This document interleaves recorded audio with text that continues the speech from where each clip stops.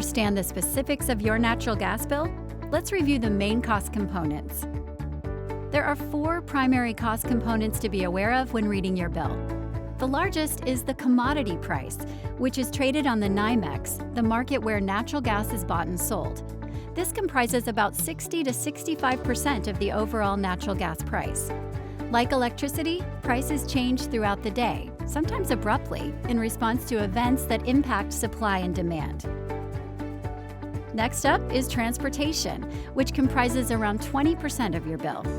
This ensures there's enough space on the pipeline to provide natural gas on the coldest day of the year. Next is basis, which makes up approximately 5% of your bill. This is the price difference between the Henry Hub in Louisiana, a pipeline which serves as the official delivery point for futures contracts on the NYMEX, and a given market. Prices are subject to change monthly, or even multiple times a day.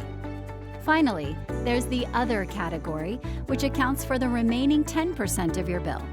It includes factors that suppliers have no control over, like line loss, balancing and pooling charges, and BTU conversion. To learn more about natural gas for your business, visit igs.com/commercial.